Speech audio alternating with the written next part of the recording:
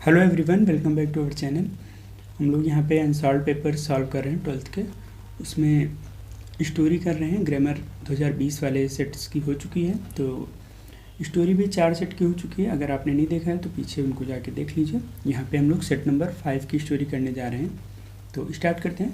पहला सेंटेंस है, जर्मनी के सम्राट फ्रेडरिक यह जानकर बहुत चिंतित हो उठे कि उनके देश की आर्थिक स्थिति दिनों दिन दयनीय होती जा रही है। ठीक है, तो इसको बनाना स्टार्ट करेंगे। जर्मनी के सम्राट फ्रेडरिक, है ना।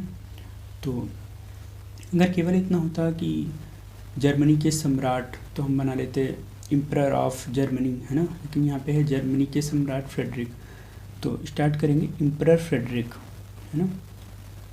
Emperor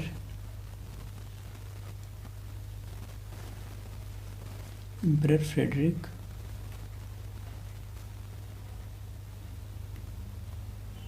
emperor Frederick of Germany, Emperor Frederick of Germany. देखो, चिंतित हो उठे, पास्ट की बात हो रही है ना। बिकम होता है ना। मतलब चिंतित हो उठे, इसके लिए चिंतित के लिए अलग से वर्ड यूज़ करेंगे, टेंस, है ना। लेकिन चिंतित हो उठे मतलब चिंतित हो गए, है ना। तो बिकेम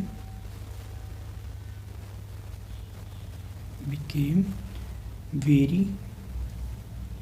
देखो, चिंता के लिए यहाँ पे हम टेंस यूज़ करेंगे, TENS, टेंस, वही टेंस समय वाला, काल वाला ना। जो लोग हम लोग पढ़ते हैं present indefinite tense, past indefinite tense, वही होता है। तो वेरी टेंस्ड पास्ट में है, तो became very tensed to know मतलब यह है जानकर, टू नो दैट उनके देश की आर्थिक स्थिति, to know that the economic condition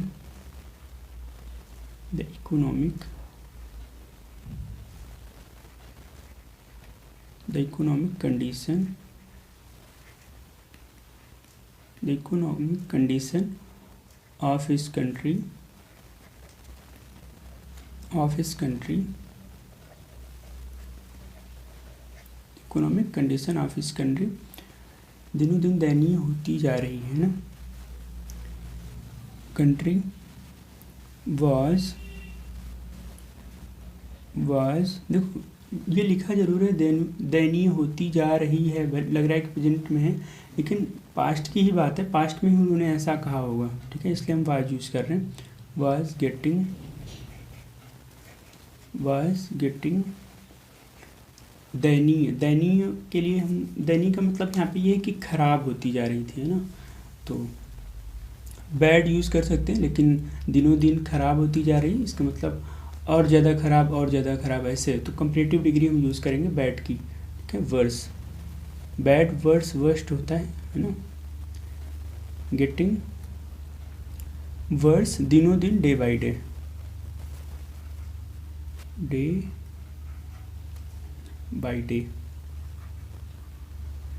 ठीक। अगला सेंटेंस लिखा हुआ है, उन्होंने एक दिन राज्य के कर्मचारियों को विचार विमर्श के लिए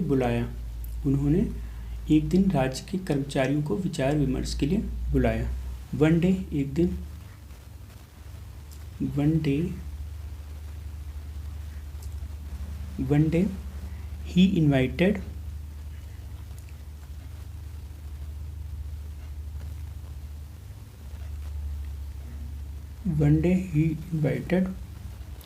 अब देखो, कर्मचारियों के लिए वन डे ही इन्वाइटेड द एम्प्लॉयज़। एम्प्लॉय मैंने कर्मचारी होता है, कर्मचारियों हैं तो एम्प्लॉयज़ करेंगे। वन डे ही invited the employees of the state, राज्य के, तो स्टेट होता है राज्य के लिए, of the state, for discussion, है ना। विचार विमर्श के लिए, डिस्कशन, फॉर डिस्कशन।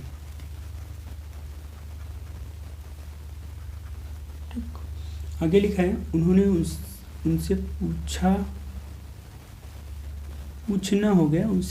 ना, उन्होंने उनसे पूछा कि राज्य के खजाने की आय कम होने का क्या कारण है। उन्होंने उनसे पूछा, है ना, इसके लिए करेंगे he asked them, he asked them the reason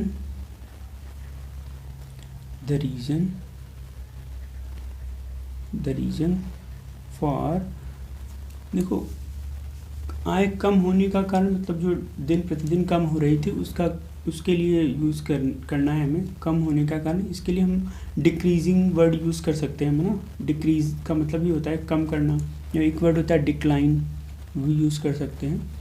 for the declining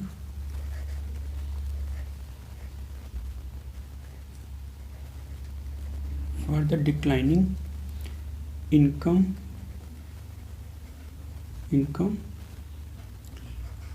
of the आगे लिखा है राज के खजाने की, ऑफ द स्टेट ट्रेजरी, है ना। एक वर्ड होता है खजाना के लिए ट्रेजरी, TREASURY। ठीक, आगे लिखा है, क्वेश्चन मार्क लगा देते हैं। आगे लिखा है दरबार में यह, थोड़ा सा एरर हो गया है, दरबार में यह प्रश्न उठते ही सन्नाटा छा गया, है ना, काफ़ी गलत टाइप हो गया है। दरबार में यह प्रश्न उठते ही सन्नाटा छा गया, ये है यहाँ पे ना, यहाँ पे दरबार में जो लिखा है या दरबार में यह प्रश्न, ऐसे है जो पीछे हुआ था, उनसे पूछा ऐसे, है ना। दरबार में यह प्रश्न उठते ही सन्नाटा छा गया, तो इसके लिए हम बनाएंगे,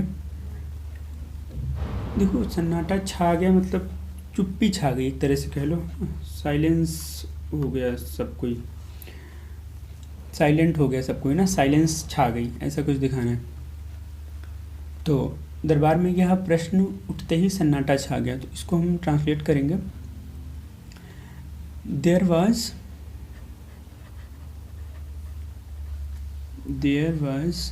a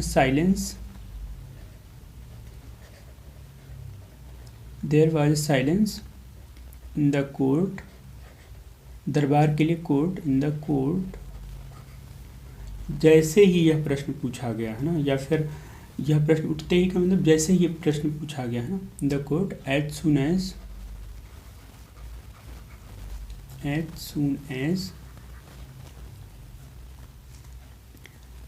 the question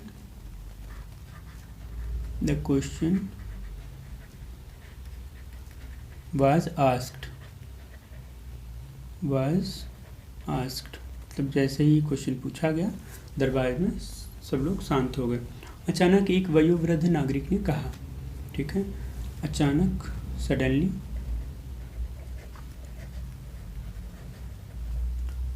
देखो वयोवृद्ध का मतलब कह सकते हो एक बूढ़ा आदमी ही, लेकिन एक तरह से कह सकते हो उसको बहुत सारा नॉलेज हो, है ना, बूढ़ा ज्ञानी टाइप का आदमी, तो उसके लिए सिंपली वर्ड यूज़ किया जा सकता है ओल्ड, है ना।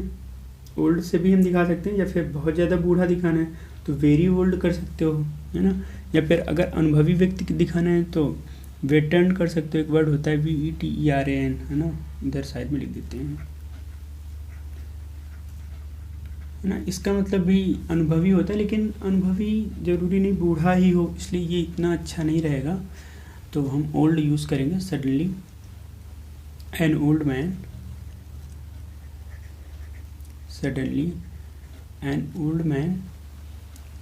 said that,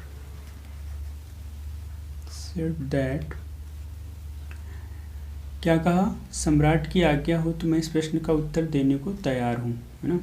सम्राट की आज्ञा हो तो मैं यह प्रश्न का उत्तर देने को तैयार हूँ। If the emperor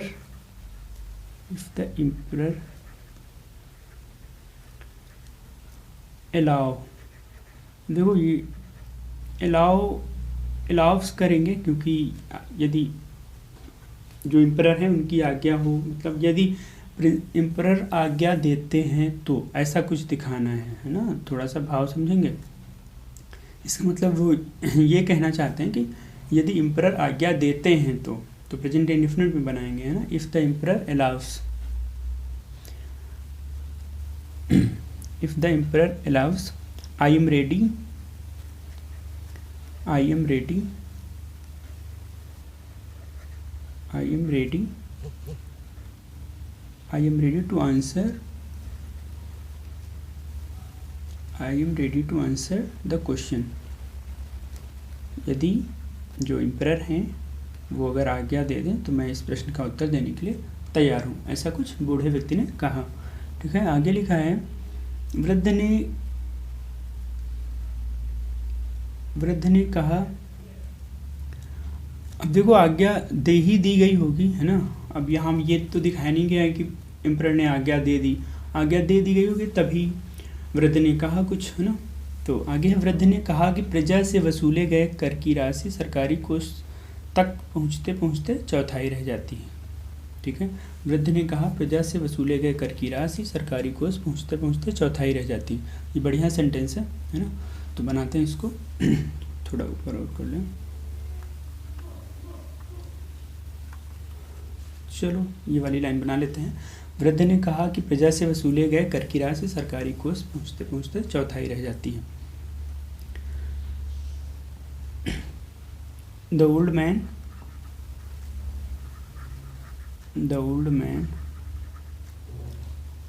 said that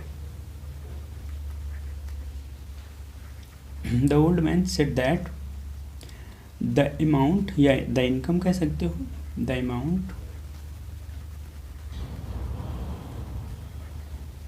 amount T है ये, है ना। the amount collected from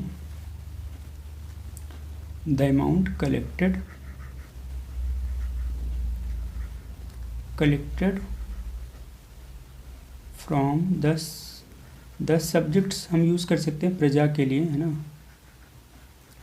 subjects होता है प्रजा, हाँ। collected from the subjects,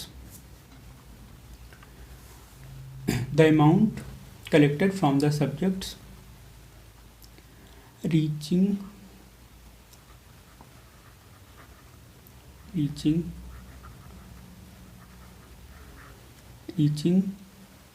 the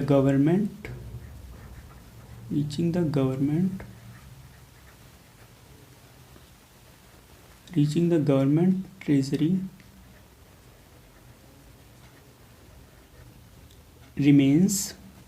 देखो यहाँ पे इतना बना लिया कि रीचिंग द गवर्नमेंट ट्रेजरी मतलब कि पहुंचकर, सरकारी खजाने तक पहुंचकर जो प्रजा से इकट्ठा किया धन है वो 1/4 रह जाता है। 1/4 कह सकते हो या फिर क्वार्टर कह सकते हो। रिमेन्स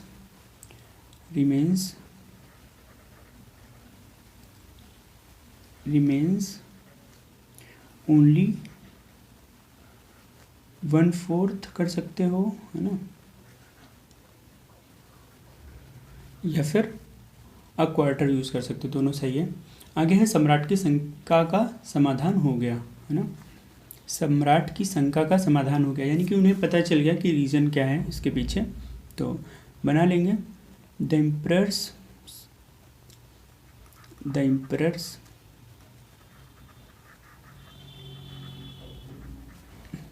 सम्राट की शंका, तो एम्परर्स करेंगे, अपॉस्ट्रोफी एस, है ना, पोजीशन दिखानी। द एम्परर्स डाउट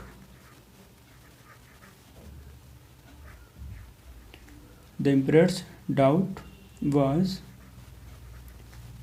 समाधान के लिए वर्ड होता है रिसॉल्व, है ना, लेकिन पास्ट में है तो रिसॉल्व करेंगे। The emperors doubt was resolve, है ना। फिर आगे है, उन्होंने अगले ही दिन भ्रष्ट कर्मचारियों की छटनी कर दी। तो छटनी मतलब है यहाँ पे हटा दिया, है ना। तो उसके लिए एक वर्ड होता है laid off. He laid of all the, सभी अच्छा नहीं है ना, उन्होंने अगले ही दिन भ्रष्ट कर्मचारियों की, हाँ। तो ही लेड ऑफ, OFF वाले ऑफ का यूज़ करेंगे, है ना, लेड ऑफ, है ना। ही लेड ऑफ द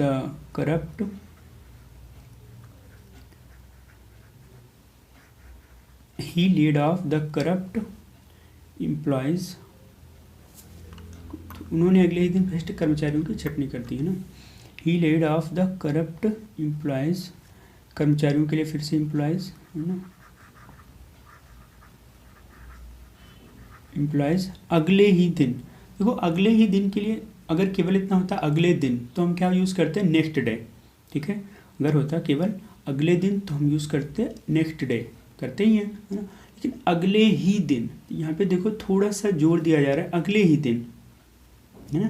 जैसे आपने कहा कि मैं वहाँ गया था, आई वेंट देयर, मैं वहाँ अगले दिन गया था, I went there the next day. फिर आपने कहा मैं वहाँ अगले ही दिन गया था, तो फिर उसके लिए अलग से हम यूज़ करेंगे वेरी, है ना, वेरी, ठीक। देखो वैसे तो वेरी का मतलब बहुत होता है, लेकिन इस तरह से जोर देने के लिए भी अलग से वेरी का यूज़ होता है, ठीक है। तो यहाँ पे हम यूज़ करेंगे he laid off the corrupt employees the very next day, है ना, द वेरी नेक्स्ट डे। समझ आ गया होगा वेरी का यूज़ क्यों हुआ है यहाँ पे। यही दो चार कुछ अच्छी चीज़ें होती हैं जो अलग से आती हैं ना, वरना तो ठीक है, इजी रहता है सब। चलो फिर ये भी कंप्लीट हो गई हमारी, है ना। अगले वाले वीडियो में हम लोग अगले वाली स्टोरी की बात करेंगे, सेट नंबर 6 की। तो इस वीडियो के लिए फिर यहीं रखते हैं। अगर आपको चीज़ें ठीक लगी हो तो शेयर कर दीजिए वीडियो को, अगर कुछ अच्छा नहीं लगा हो तो डिसलाइक करके कमेंट कर दीजिए। इस वीडियो के लिए यहीं रखते हैं। Thank you.